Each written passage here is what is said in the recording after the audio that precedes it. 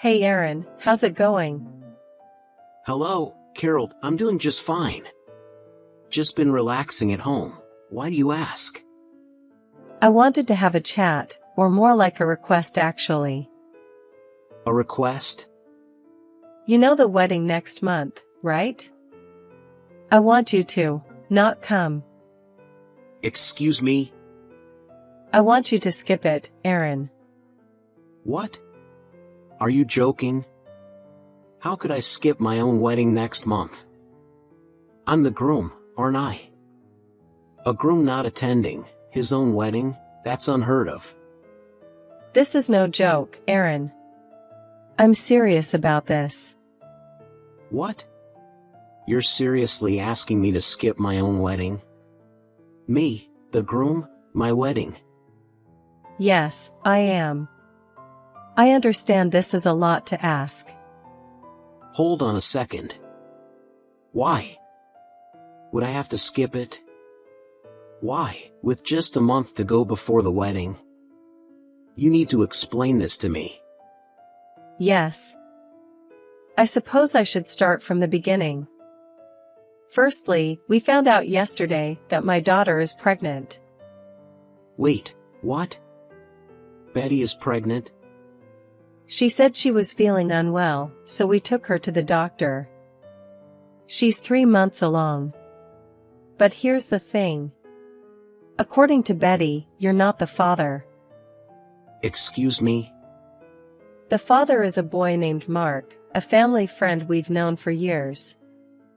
Betty's childhood friend, to be exact. She's pregnant with his child. What are you saying?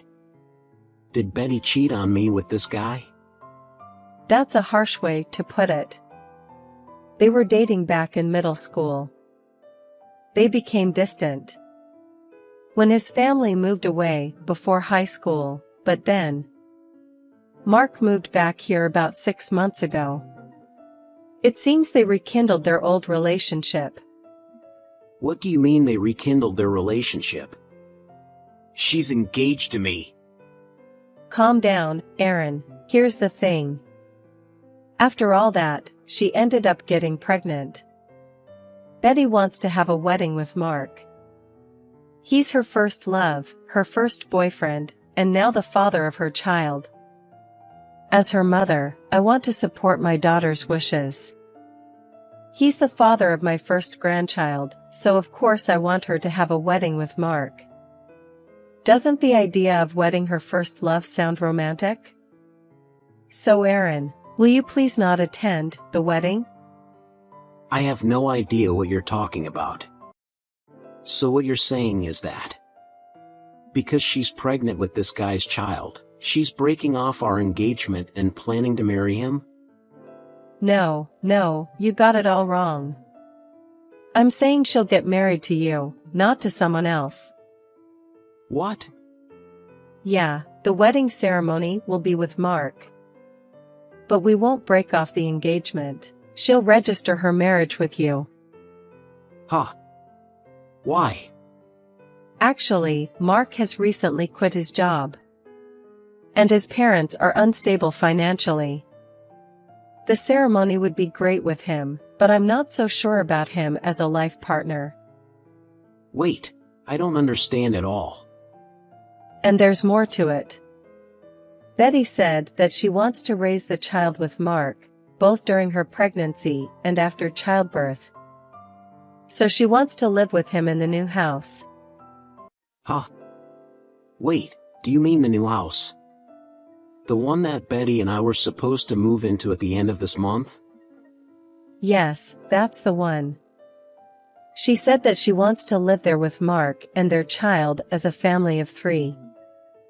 So, she'd like you to either stay in your current apartment or move to another one if that's not possible. Hold on a second here. So, I'm not only being robbed of my wedding ceremony but also the new house? I'm the one who's paying for both the wedding and the new house, you know. I even took out a loan for it. Don't be so petty about money. Since you're working for a good company and making good money, think of it as a gift for my daughter. Huh. A gift? For the wedding and the baby shower. Anyway, that's the situation. For the sake of my daughter, the baby in her belly, and their father, please give up the wedding and the new house. I'll let you register the marriage. Wait, hold on a second. Do you realize what you're saying? I do. There's nothing complicated about it, right? Of course, you'll be her husband in the eyes of the law, so naturally, you'll pay for my daughter's living expenses. And you'll take care of all the child support for the baby she'll give birth to. You're becoming a son-in-law to our family. So as a husband, support your wife and my grandchild. Are you serious about what you're saying? Are you okay? I'm actually worried now. Are you seriously serious? Am I saying something strange? No. I'm sorry, but can you give me some time to think about it? I want to talk it over with Betty, too. There are a lot of things we need to prepare. Really? There's not much time until the wedding, so make it quick. I heard from your mother. Is it true that you're pregnant? And you're really going to have a wedding ceremony with your childhood friend who's the father? Oh, you heard it from Mom? That's right. The next fun meeting is with Mark. So Aaron doesn't need to come. I can't wait to see Mark in a tuxedo. Betty, don't you think what you're saying is strange? What is? Having a wedding ceremony with your childhood friend while you're engaged to someone else. And saying you'll live with him because he's the father of the baby in your belly. You don't think it's weird at all? What, jealous, are you? Aaron, did you want to have a wedding ceremony with me? Should we have another one when our child is born? No, it's not about jealousy or anything like that. It's strange to be engaged to someone and then be with another man, that's the point. Aaron, you were that attached to the idea of a wedding ceremony? I always thought men didn't care as much since the bride is the star of the show. But honestly, Mark is more handsome. So he'd look better as the groom in our Instagram pictures, don't you think? That's why I want Mark as the groom. That's not the point. It's strange to be engaged to someone, then get involved with another man, get pregnant, and have him steal both the wedding and the new house. That's what I'm saying. The pregnancy was a bit of a surprise. But what can I do? What's done is done. Besides, we're not officially married yet, so isn't it my right to date whoever I want? Does it concern you, Aaron? Huh? Once we're married, you will be my husband, so it's all good. About the new house, living with Mark. It's for the baby that's about to be born. It's better for the baby to be with its real dad, don't you think? You just needs to support us as a second father. What's wrong with that? What's wrong? You really? Oh, speaking of getting married, my dad said he wants you to help more with our family business. What? Aaron, you're already helping out with our family business on your days off and after work, right? Once we're married, you'll be part of the family. So my dad said he can trust you with more responsibilities. He's thinking about expanding the business, so do your best. Wait, what is that? What do you mean, trusted with? I've been helping out with the family business out of kindness as your fiancé. Cutting into my days off, it's not a paid job. I'm practically working full-time already. And all of it is unpaid. If I get any more tasks, it's going to interfere with my actual job. But it seems that they are short on hands again and having a hard time. Isn't it normal for families to help each other out? Expansion is impossible. I've been improving efficiency by creating manuals and using macros. But the current staff number is barely enough. If they're going to leave more work to me, they'll have to pay me properly, or it's not worth it. You want to get paid even though we're family? I didn't know you were so greedy. That's disappointing. What are you talking about? Then, Betty should help out. I can't keep helping out for free. I can't, you know. I don't know anything about my dad's work. And I'm pregnant now? You are a man, so it's normal for him to work hard. I'll do my best with housework and raising the child. So don't be so narrow-minded and do your best, okay? For me, the baby, and Mark. Narrow-minded. Ah, fine. This conversation is going nowhere. Just do what you want, I don't care. I'll do what I want too. Really? Well, if you're okay with it, then good. Oh, I'll introduce you to Mark next time. No, it's fine. I need to sort things out. So just leave me alone for a week. Aaron, hey. Pick up the phone. What's the deal? Hello, Carol. Is something wrong? Don't give me that "is something wrong." I'm calling because Betty said she couldn't get in touch with you. Oh, Betty. I blocked her for now. Because she speaks English but we're not communicating well. What on earth are you doing at a time like this? Today, when Betty and Mark went to the venue to discuss details, they were told the wedding had been cancelled. They were told that the cancellation fee had been paid and the procedure had been completed. What does that mean? What's going on?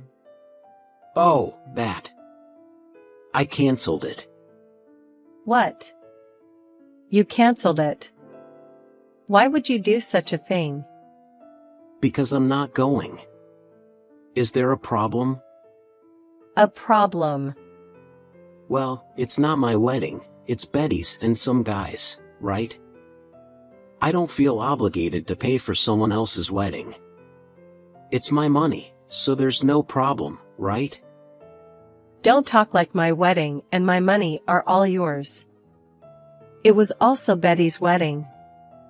But, I paid the entire cost of the ceremony up front, didn't I? The agreement was to calculate the gift money and return half after the ceremony. So at this point, it was entirely my money, wasn't it? Well, that's true, but... Canceling without any discussion. Betty was looking forward to it so much. This is awful. I was also looking forward to it. Until I was told not to attend. Anyway, I won't let someone else's wedding be held with my money.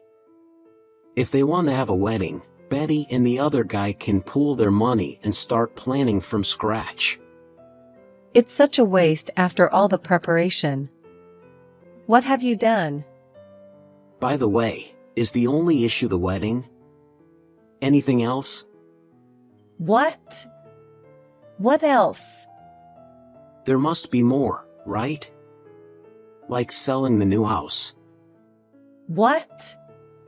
You sold the new house? Yes, I was lucky to sell it, along with the mortgage. I have a friend who works in real estate. Since it's new and in a good location, a buyer was found immediately. Why? Why? That's the house for Betty and our grandchild. Because I'm not living there. The property is also in my name, so I sold it. I don't need a house I'm not living in.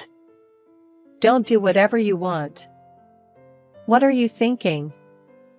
Oh, speaking of doing whatever I want, I'll quit helping out at my father-in-law's company. I'll finish today. And I deleted everything I created. What? The manuals, everything I created for efficiency. Both the paper documents and the data have been deleted. From tomorrow, please work hard in the state before I joined. What? Why would you do such a thing? Even if you ask me why. I'm an outsider who took the liberty of creating this. So isn't it my right to delete or discard it? This is trouble. I can't even do my regular work. Even discussions about expanding our market reach can't be done in this state, you know. Oh boy. Rather, it's quite strange that the regular work is being disrupted. Because the thing I created as a mere fiancé of your daughter is missing. It's absolutely ridiculous to have someone in my position doing work of this level without pay. Please, bring it back immediately. Everyone will be in trouble if they can't work. I don't like it, but who exactly is everyone? The employees? I don't think anyone will be troubled. They are planning to quit tomorrow. Huh? Quit? To tell you the truth, your company's work environment is abnormal. The workload is immense because there are few people, and everyone is overworked. Overnight work is common, and there's no overtime pay. And yet, the wages are low. You even make outsiders like me work without pay. There are various other things that violate labor laws. That's why I told the employees how much they could earn in a similar position at other companies. My usual work conditions, salary, and so forth. I also introduced them to some companies where I have acquaintances. I gave them business cards saying that my company is also recruiting. The employees were all very happy. They said they're all going to hand in their resignation letters tomorrow. What? Wait a minute. They plan to use up their paid leaves until the date of resignation. No one is going to come anymore. How can any work be done like this? What happens when there are no people? What are you going to do? Well, it's not my decision. Wouldn't it be the Labor Standards Bureau that decides? I've reported everything about this case to the Labor Standards Bureau. Huh? The Labor Standards Bureau. I went to the Labor Standards Office with evidence of illegal long hours and non-payment of overtime. I expect an investigation will be coming soon. What have you done? If the Labor Inspection Office conducts an investigation, the company will really be ruined. Oh, so you were aware of it. That you're doing something that shouldn't be done. And now I'm worried about what the neighbors and relatives will say. If the company that's been handed down from my great-grandfather's generation gets ruined, how will I explain to my sisters-in-law? It's all right. You don't need to worry. Huh? I've already explained the situation to all the relatives. Both on my side and yours. What? Since the wedding was canceled, I combined it with my rounds to greet those who were supposed to attend. And I explained the situation in detail. I also distributed printouts of your and Betty's chat messages. Everyone listened very sympathetically. No way. Thanks to my explanation, they understood. They all agreed that the cancellation of my engagement with Betty was inevitable. Huh? Cancellation of engagement. Calling off the marriage altogether, huh? Isn't that obvious? After all this, there's no way we could marry. It's a blessing in disguise that we haven't legally registered our marriage yet. About the compensation for breaking the engagement. I think you'll be hearing from a lawyer soon. All future communication should be through the lawyer, please. Hold on. Do you think you can get away with this scot-free? There's a baby in Betty's belly, you know. And yet you're doing such things, like trying to bankrupt my company. Are you saying it's okay if me, Betty, and our grandchild end up in ruin? I won't care even if you lose everything. You, and all other unreasonable people like you. What? Despite having a fiancé, she cheated and got her pregnant. She wanted to hold a wedding with her mistress, and live in a new home. And you, who condone this and treat me like a slave. You all deserve to go to hell. I never intended to treat you like a slave. Then what was it if not being treated as a slave? You've taken the wedding and the new home that I paid for. You tell me to provide for living expenses as a husband, even though we're not legally married yet. You demand child support for a child that isn't mine, just because it's your daughter's. You want me to keep working for free, just like I've been doing. How much do you need to belittle me to be satisfied? No, you've misunderstood. That's not what we meant. You're taking it too badly. Too badly? Are you saying you did nothing wrong? Then, it's okay if I do the same thing, right?